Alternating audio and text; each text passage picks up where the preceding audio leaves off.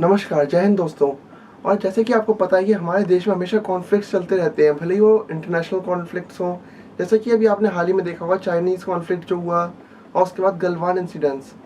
और उसी के साथ-साथ हमें तो ये बड़े कॉन्फ्लिक्ट्स याद हैं, पर जो आए दिन हमारे सीज़ फायर उल्लंघन हो रहे हैं पाकिस्तान के बॉर्डर से, या फिर कई बार जो हमारी नेवी स्ट्रगल कर रही हैं, उसी को ध्यान में रखते हुए हमारी जो गवर्नमेंट्स हैं, वो अपने डिफेंस सिस्टम को बहुत ही ज़्यादा स्ट्रॉन्ग करते हैं। और उसी की वजह से जो आज हमारा डिफेंस बजट है, वो वर्ल्ड का सेकंड सबसे लार्जेस्ट बजट हुआ है। और उसी के अब देखने में हमें आज नई मिसाइल के बारे में डिस्कस करेंगे, जो है रुद्राम वन। और रुद्राम वन बहुत ही अपनी क्लास की सबसे स्पेशल मिसाइल है, क्योंकि ऐसी कोई भी मिसाइल हमारी इन्फेंट्री में ना अभी तक आई है, ना उसने कोई सर्विस दी है। तो इसी के आज हम बात करेंगे, जो है Rudram one, which is anti radiation missile, जो कि DRDO के next generation anti radiation missile NGRAM programme के अंदर बनी है। तो इस मिसाइल पे बात करने से पहले मैं आपको ये बताना चाहता हूँ कि इसके यूज़ क्या हैं। एंटी रेडिएशन मिसाइल जो बेसिकली काम करती है, वो ये है कि जैसे कि कोई किसी भी एनिमी या अपने रेडिएशन वाले रडार से अगर रेस को एब्सॉर्ब करेगी, तो सीधे अगर हम उसे किसी भी प्लेटफॉर्म से लॉन्च करेंगे, तो वो डायरेक्टली उसकी तरफ गाइडेड हो जाएगी जहाँ से उस रेडिएशन का एपी सेंटर है। तो उस एपी सेंटर में जाके ऑटोमेटिकली उसको टारगेट करेगी और वहाँ पे उसको डिस्ट्रॉय करेगी। और जो रुद्राम वन का नाम आया है, नेम से जो लिया है, वो है लॉर्ड शिव के रुद्र रूप से, जिसका मतलब होता है विनाशक रूप, जब उनकी थर्ड आई खुलती है।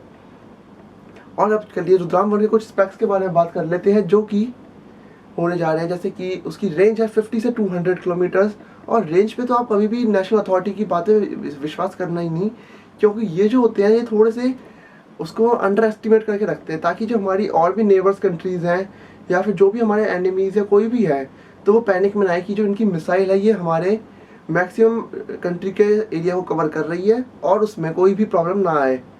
इसलिए वो थोड़ी सी अपनी रेंज को लिमिटेड रखते हैं, और उसका ऐलान भी थोड़ा ऐसे ही करते हैं। तो चलिए अब इसकी अगली आती है इसकी स्पीड, जो है मैक 2 की। और मैक 2 की स्पीड इतनी पावरफुल होती है कि वो सोनिक बूम प्रोड्यूस करती है। और जो हमारा डसॉल्ट राफेल है, उसकी भी स्पीड से कही जाता है, क्योंकि उसकी स्पीड है 1.8 मैक, और Mach 2 around 21,000 kilometre per hour की स्पीड हो गई।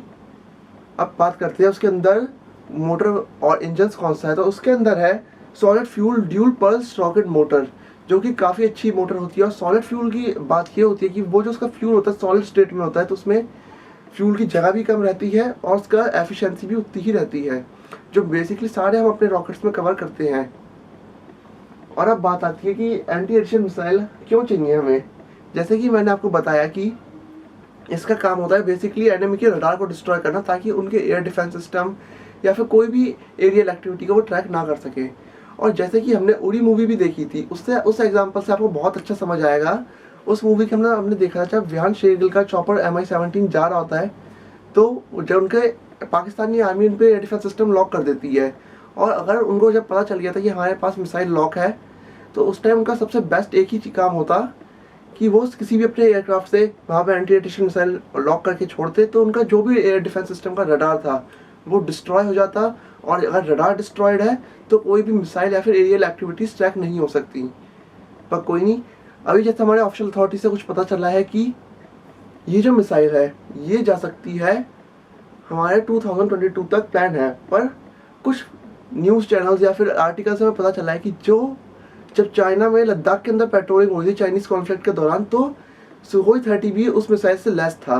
और भले ही हमें उसकी कन्फर्मेटरी नहीं है कि वो रुद्राम ही थी या नहीं, क्योंकि कुछ इमेजेस में हमें पता चला है कि वो रुद्राम की शेप में ही मिसाइल थी। वो भले ही अस्त्र भी हो सकती है या फिर कोई और मिसाइल भी हो सकती है, इसकी हम कोई भी कन्फर्मेशन नहीं ले रहे हैं। अब बात आती है जो हमारा सेकेंड और सबसे लास्ट टॉपिक है, कि रुद्राम मिसाइल हमारी एग्जिस्टिंग मिसाइल्स जो बिल्कुल ही अपनी लीड कैटेगरी में, जैसे कि ब्रह्मोस हो गई, अस्त्रा हो गई, उनसे कैसे डिफरेंट है। अब जो ब्रह्मोस मिसाइल है, वो है एयर टू सरफेस और सरफेस टू सरफेस और वाटर टू सरफेस।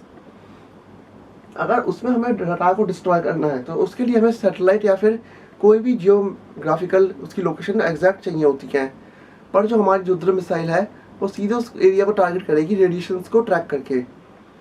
और अस्त्र मिसाइल की बात आई, अस्त्र मिसाइल तो बिल्कुल ही टोटली डिफरेंट है उससे, क्योंकि ये दोनों मिसाइल्स जो हैं लॉन्च एयर से होती हैं। और भले ही आने वाले टाइम में ऐसा भी हो सकता है कि दुश्मन के एयरबॉर्न अर्ली वार्निंग सिस्टम यानी कि अवॉक्स को डिस्ट्रॉय करने के लिए भी हम कोई सरफेस टू एयर मिसाइल भी बना लें जो एंटी रेडिएशन एब्जॉर्ब होती है।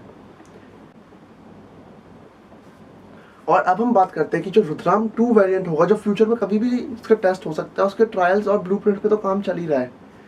तो अब बात करते हैं कि इस पर क्या क्या अपडेट्स होने जा रहे हैं। पहले मैं आपको कंफर्म कर दूं कि ये जो बात है किसी भी ऑफिशियल अथॉरिटी से नहीं आई है। तो इसके लिए मैं अपनी जो जितनी भी अभी तक मैंने अपनी मिसाइल सिस्टम्स या डिफेंस को फॉलो करा है, तो उसी ही आधार पर मैं आपको ये बात बता रहा हूँ। जैसे कि उसमें सबसे पहले तो उसकी एंटी रेडिएशन सेंसिटिविटी पे और अच्छे से काम होगा, ताकि वो और अच्छे से जो क्वांटम रडार्स होते हैं उनको भी अच्छे से ट्रैक कर सके। और फिर अगली चीज़ आती है, जैसे कि मैंने आपको पहले ही बताया कि उसके सरफेस टू एयर या एयर वेरिएंट्स भी आ सकते हैं जो कि अवॉक्स को भी डिस्ट्रॉय करें। और फिर उसका अगला अपडेट तो मेजर जो हो ही सकता है, कंफर्म है, वो है स्पीड एफिशिएंसी। उसकी स्पीड को और भी अच्छा बनाया जाएगा ताकि और भी हम उस पर वर्क कर सकें। और फिर हमारा लास्ट टॉपिक आता है कि अगर हम एंटी रेडिएशन मिसाइल को डॉज करना चाहते हैं तो कैसे करें। जैसे कि हम एयर टू एयर मिसाइल को डॉज करते हैं तो उसके लिए हमारे पास फ्लेयर्स एंड शाफ्ट्स होते हैं और हमें हाई स्पीड मैन्युअलिंग करनी होती है।